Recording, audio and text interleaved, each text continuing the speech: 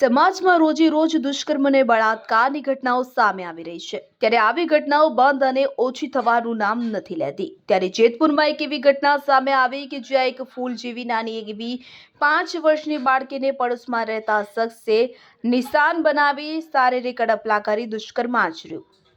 શું છે આ ઘટના, કોણ છે આ નરાધમ, જોઈએ આ ક્રાઇમમાં। જેતપુર શહેરમાં બાળકી સાથે શારીરિક અડપલા અને દુષ્કર્મ થયાની પોલીસ ફરિયાદ નોંધાતા ચકચાર મચી છે। પાડોશમાં રહેતા 35 વર્ષના શખ્સે 5 વર્ષની બાળકી સાથે અમાનવીય કૃત્ય આચર્યું હતું કે જેને લઈ જેતપુર ઉદ્યોગનગર પોલીસે આરોપીની ધરપકડ કરી વધુ તપાસ હાથ ધરી છે।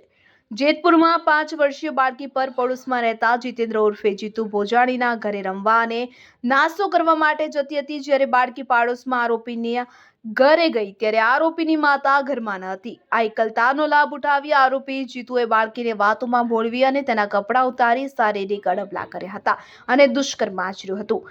બનાવ બાદ બાળકી ઘરે પરત ફરી ત્યારે તેના હાવભાવ બદલાયેલા હતા। માતાએ પૂછપરછ કરતા બાળકીએ પોતાની સાથે બનેલી ઘટનાની જાણ કરી હતી।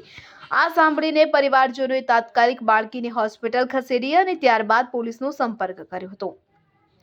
ઘટનાની જાણ થતાં જેતપુર ઉદ્યોગનગર પોલીસ સક્રિય બની પોલીસે આરોપી જીતુ ભોજાણીને ઝડપી પાડ્યો હતો। પોલીસ તપાસમાં સામે આવ્યું છે કે આરોપી અપરિણિત છે। પોલીસે આરોપી સામે દુષ્કર્મ અને પોક્સો એક્ટની વિવિધ કલમો હેઠળ ગુનો નોંધ્યો છે।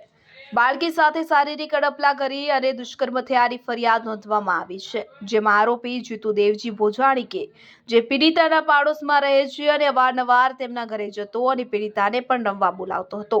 આરોપી શારીરિક અડપલા કરતો હોય કે જેની જાણ પીડિતાની માતાને થઈ હતી, જે બાદ સમગ્ર મામલો પોલીસ સુધી પહોંચ્યો હતો। પોલીસે કાયદેસરનો ગુનો દાખલ કરી આરોપીની ધરપકડ કરવામાં આવી છે, જે બાદ આરોપીને કોર્ટમાં રજૂ કરાતા આરોપીના 2 દિવસના રિમાન્ડ મંજૂર કરવામાં આવ્યા છે। પોલીસે આ કેસમાં વધુ પુરાવા એકત્રિત કરી રહી છે કે જેથી આરોપીને કડકમાં કડક સજા અપાવી શકાય। બાળકી સાથે બનેલી આ ઘટનાથી સમગ્ર પંથકમાં રોષ જોવા મળી રહ્યો છે।